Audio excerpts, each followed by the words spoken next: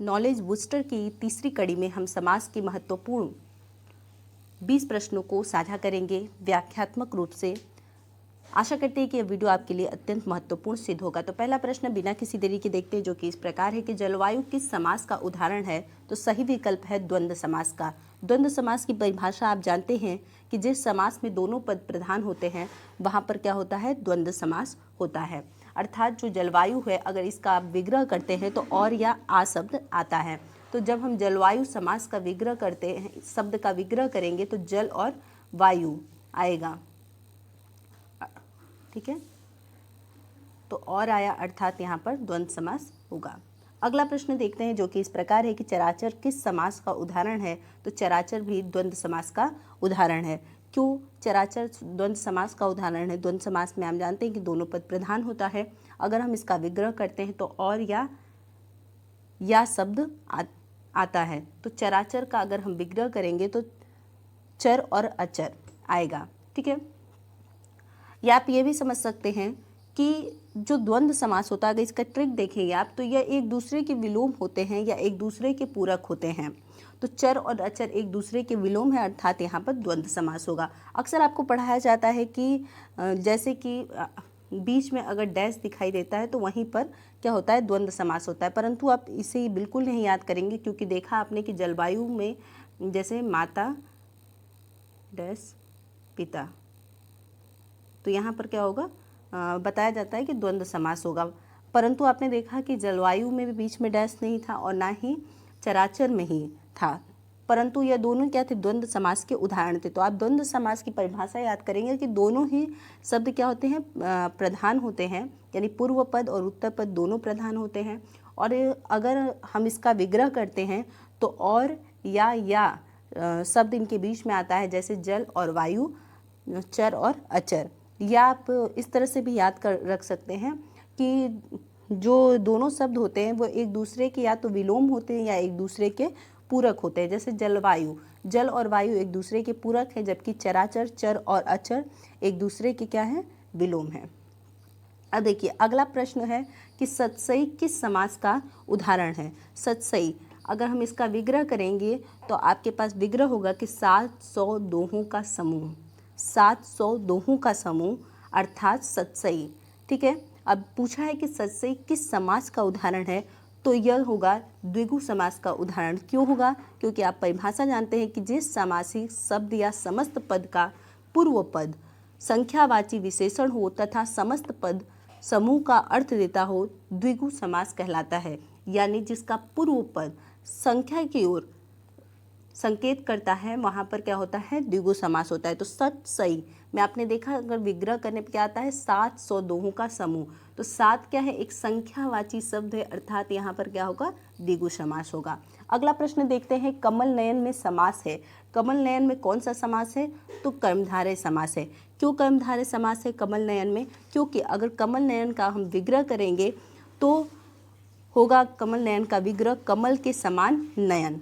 और आपने कर्मधारय समास की परिभाषा पढ़ी होगी कि जिस समास में उत्तर पद, यानी उत्तर पद कौन, दूसरा पद प्रधान होता है तथा दोनों पदों में विशेष्य या उपमेय उपमान का संबंध होता है, उसे हम क्या कहते हैं, कर्मधारय समास करते हैं। अब देखिए कमल नयन में समास है कर्मधारय समास, हमने बताया क्योंकि कमल नयन का विग्रह करने पर कमल के समान नयन होगा। और यह क्या है, कमल के समान नयन, कमल क्या है, उपमेय है, और नयन क्या है, उपमान है। अर्थात यहाँ पर उपमेय और उपमान का संबंध है, अर्थात ये क्या होगा, कर्मधारय समास का उदाहरण होगा। या आपसे अगर पूछ दिया जाए कि महाराज किस समास का उदाहरण है, तो महाराज क्या है, महा क्या है, विशेषण है, और राज क्या है, विशेष्य है। तो यहाँ पर भी क्या होगा, कर्मधारय समास का उदाहरण होगा। यानी जो पूर्व पद और उत्तर पद विशेषण या विशेष्य के रूप में संबंध रखते हो या उपमेय और उपमान के रूप में संबंध रखते हो, वहाँ पर क्या होता है, कर्मधारय समास होता है। अगला प्रश्न हम देखेंगे इसी कड़ी में। 5वां प्रश्न कहता है कि भूखमरा किस समास का उदाहरण है। तो जो भूखमरा 3 विकल्प दिए गए हैं, कर्मधारय समास, तत्पुरुष समास या अव्ययी भाव समास। तो आप देखेंगे भूखमरा का अगर हम विग्रह करें तो होगा भूख से मरा, और आपने पढ़ा होगा कि तत्पुरुष समास में क्या होता है कि अगर हम विग्रह करते हैं तो उसके बीच कोई विभक्ति चिन्ह आता है। और भूख से मरा क्या होगा, तत्पुरुष समास का उदाहरण होगा। अब देखिए अगला प्रश्न है कि वनवास किस समास का उदाहरण, क्यों भूख से मरा, भूख से मरा यानी यहाँ पे से क्या है, विभक्ति चिन्ह है, अर्थात यहाँ पर क्या है, तत्पुरुष समास का यह उदाहरण। अब देखिए अगला प्रश्न हम देखते हैं जो कि इस प्रकार है कि वनवास किस समास का उदाहरण है। तो वनवास, वन में वास में क्या है, विभक्ति चिन्ह है, अर्थात यहाँ पर भी तत्पुरुष समास होगा।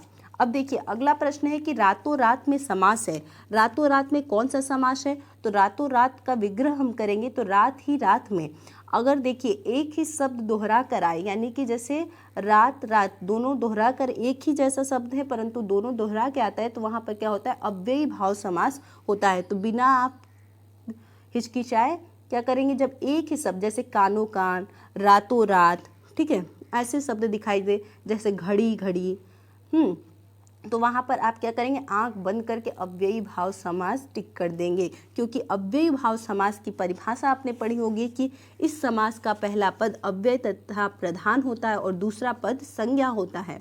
इस समास में समस्त पद अव्ययी बन जाता है, इसमें किसी विभक्ति चिन्ह का प्रयोग नहीं होता, ठीक है। वाक्य में प्रयोग करने पर इसका रूप नहीं बदलता है, यानी या आप एक ट्रिक भी याद करेंगे कि अव्ययी भाव समास जो होता है उसका पहला पद यानी जो पूर्व पद होता है वो अत्यंत छोटा होता है, या तो उपसर्ग होता है, या तो आप एक ट्रिक और याद करेंगे कि एक ही शब्द जब दो बार आता है, जैसे रात रात दो बार आपको दिखाई दिया, तो वहाँ पर भी अव्ययी भाव समास का उदाहरण होता है। अगला देखिए प्रश्न है, निःसंदेह में कौन सा समास है। निःसंदेह यानी अगर इसका विग्रह करेंगे तो होगा बिना संदेह के, तो यहाँ पे भी क्या होगा, अव्ययी भाव समास होगा। अब देखिए चौराहा किस समास का उदाहरण है। तो चौराहा हमने आपको बताया कि जहाँ पर पहला पद क्या हो, चार राहों का समूह, ठीक है, अगर हम इसका विग्रह करेंगे तो जहाँ पर पहला पद संख्यावाची हो वहाँ पर क्या होता है, द्विगु समास होता है।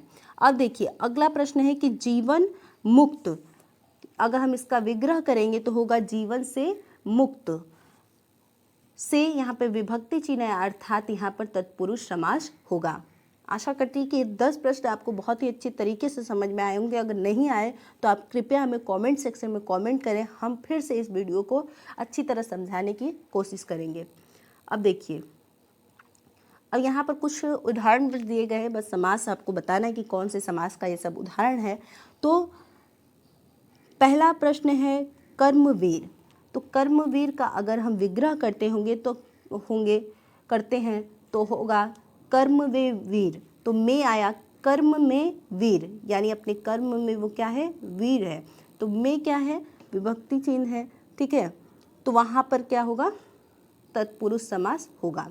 देश प्रेम, देश के लिए प्रेम, के लिए आया तो यहाँ पर भी एक विभक्ति चिन्ह आया, अर्थात यहाँ पर क्या होगा, तत्पुरुष समास होगा। अब देखिए जहाँ पर यथा शब्द आए या उपसर्ग आए या पहला शब्द अत्यंत छोटा हो वहाँ पर क्या होता है, अव्ययी भाव समास होता है, या आपने परिभाषा पढ़ी होगी कि जिसका पूर्व पद क्या हो, अव्यय हो, वहाँ पर क्या होता है, अव्ययी भाव समास होता है। तो यथा साध्य, यथा क्या है, अव्यय है, अर्थात यहाँ पर अव्ययी भाव समास होगा। इसी तरह यथा संभव है तो इसका भी पूर्व पद यथा है, या आप ये भी समझ लीजिए कि अव्यय है, अर्थात यह भी अव्ययी भाव समास का उदाहरण होगा। अगला प्रश्न देखिए सादर, सादर अर्थात आदर के साथ, इसका पूर्व पद अगर देखें साथ तो ये स प्लस आदर, ठीक है, यानी आदर के साथ, स क्या है, अत्यंत छोटा है और उपसर्ग भी, अर्थात यहाँ पर अव्ययी भाव समास होगा। कानो कान, हमने कहा कि एक ही शब्द जब दोहरा कर आता है तो वहाँ पर भी क्या होता है, अव्ययी भाव समास होता है, तो यह भी क्या होगा, अव्ययी भाव समास का उदाहरण होगा। अब अगला प्रश्न है कि यथा विधि, यथा शब्द आया अर्थात ये भी क्या होगा, अव्ययी भाव समास का उदाहरण होगा। अब देखिए अगला प्रश्न है कि आजन्म यानी जन्म भर, आ क्या है, एक उपसर्ग है या अत्यंत छोटा है, अर्थात यहाँ पर भी क्या होगा, अव्ययी भाव समास होगा। भर पेट यानी पेट भर के, तो यह भी क्या है, अव्ययी भाव समास का उदाहरण है। आमरण, आमरण यह भी क्या है, अव्ययी भाव समास का उदाहरण यानी मृत्यु तक, अगर इसका विग्रह करेंगे तो। अगर आपने हमारे समास वाली ट्रिक के वीडियो नहीं देखे हैं तो आप कृपया हमारे डिस्क्रिप्शन में चेक कर लें, वहाँ पर आपको मिल जाएगा, या आप हमें कमेंट सेक्शन में बता सकते हैं, वहाँ भी हम आपको लिंक प्रोवाइड कर देंगे। धन्यवाद। जय हिंद। महादेव।